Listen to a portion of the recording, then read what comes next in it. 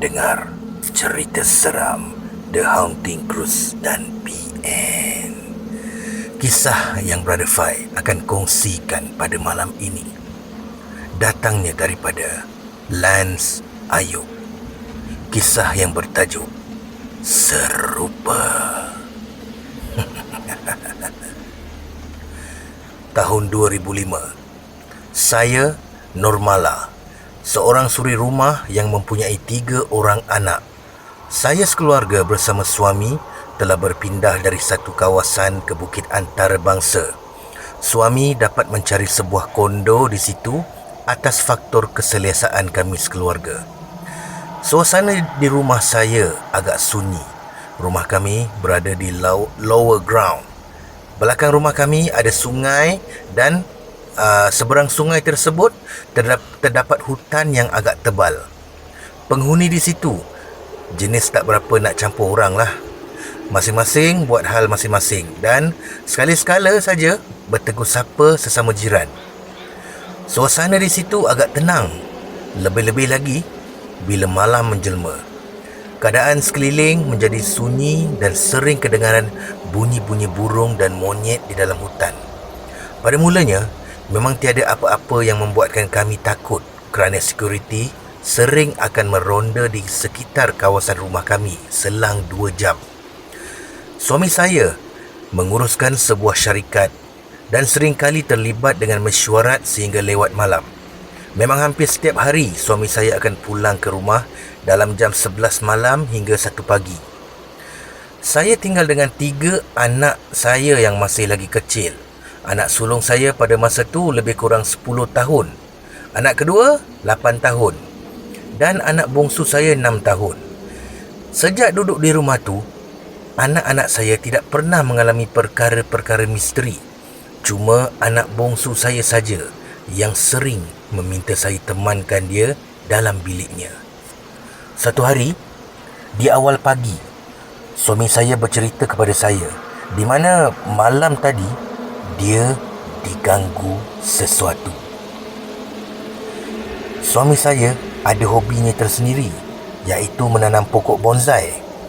Jadi selepas pulang dari kerja, dia akan ke laman luar untuk membelik-belik pokok kesayangannya tu.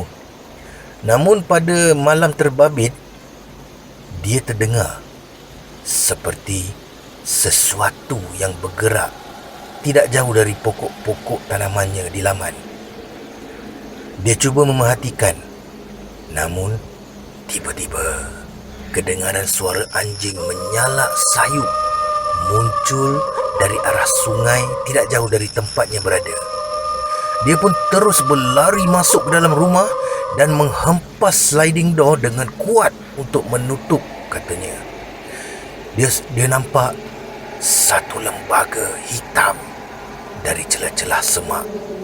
Disebabkan itu, dia terus berlari. Sebaik memasuki bilik, dia dapati yang saya telah pun tertidur. Dia bersihkan diri, lalu terus dia baring di sebelah saya. Sebaik saja berbaring, dia terdengar satu bunyi bising di ruang tamu. Dia tak berani nak keluar untuk tengok. Hanya berselimut dan menghadap ke luar bilik, memandangkan pintu bilik kami memang tak tutup waktu kami tidur. Selang beberapa minit, dia melihat lembaga yang dilihat di semak tadi muncul di atas siling ruang hadapan menuju pintu bilik kami. Katanya lembaga tu hitam, matanya merah dan rupanya agak hodoh, merangkak secara terbalik di atas siling kami menuju dalam bilik kami. Dia terus berselubung ketakutan dan membaca pelbagai ayat-ayat Al-Quran. Auzubillah minasyaitonirrajim. Bismillahirrahmanirrahim. Selang beberapa minit, dia cuba memberanikan diri untuk mengelak selimutnya. Namun, sebaik saja dia mengelak, dia dapati lembaga itu betul-betul berada depan mukanya. Dia terkejut dan terus pengsan tidak sedarkan diri. Saya ketika itu memang tak sedar langsung dari tidur saya. Keesokannya, baru dia menceritakan kepada saya tentang kejadian itu. Namun saya hanya indah tak indah dengan ceritanya, kerana saya tak percaya dengan ceritanya. Yelah, saya setiap malam ada dengan anak-anak saja. Tak ada apa-apa gangguan pun saya alami. Memang sukar nak percaya dengan cerita suami saya itu. Selang beberapa minggu, suami saya diarahkan ke luar kawasan untuk beberapa hari. Saya macam biasa duduk di rumah menguruskan anak-anak. Satu malam, setelah selesai semua melayan kerena anak-anak, saya menyuruh mereka tidur. Anak sulung dan nombor 2 tidur satu bilik. Saya pula menemankan anak bongsu saya di biliknya. Sebaik saja anak saya semua dah terlena, saya pun tutup semua lampu dan baring di sebelah anak bongsu saya. Dalam keadaan hayal dan terawang-awangan tu, saya terdengar seperti pintu bilik ditolak perlahan.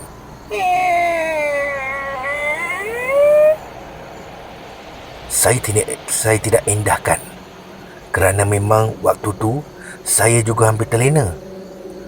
Selang beberapa detik, saya dapati ada jari jemari bermain-main di kelopak mata saya. Dengan agak berat, saya membuka mata saya.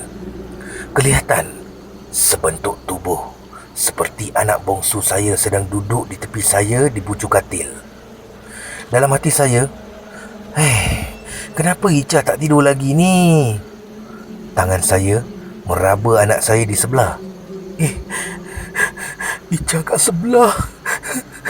Siapa pula yang duduk kat tepi ni? Saya mula panik. Selepas saya sedar yang berada di tepi katil tu bukan anak bongsu saya terus pejamkan mata dan terus membaca ayat-ayat Al-Quran. Yang peliknya, semasa membaca surah Al-Fatihah, saya tak dapat nak membacanya dengan betul. Saya membacanya dengan sangat perlahan dan berlagu, seperti saya menyanyilah macam tu. Selang beberapa detik, saya terdengar bunyi guli jatuh berguling-guling di tepi katil saya, dan waktu tu seakan sesuatu keluar dari bilik itu dan melanggar tong sampah yang berada di tepi pintu. Saya membuka mata saya dan makhluk tadi telah hilang dari pandangan saya. Saya pun bangun dan memasang semula lampu bilik dan terus menemankan anak saya sehingga terlena. Kejadian tu saya ceritakan kepada suami apabila dia telah pulang dari kerja luarnya, dan kami membuat keputusan untuk berpindah dari rumah tersebut atas sebab bimbang sesuatu yang lebih teruk akan berlaku sekiranya kami masih menetap di situ. Selepas kami berpindah ke kawasan lain sekitar situ juga, alhamdulillah, tidak ada lagi gangguan yang kami lalui. Menurut cerita jiran-jiran setempat, kondo yang kami pernah duduk tu memang keras sikit. Dah banyak kali penduduk diganggu. Cuma tidak digembar-gemburkan saja cerita di situ. Alhamdulillah. Itulah pengalaman saya yang ingin dikongsikan bersama anda semua. Semoga hidup kita semua tidak dibayangi dan diganggu perkara-perkara misteri. Sekian. Terima kasih, Brother Fah.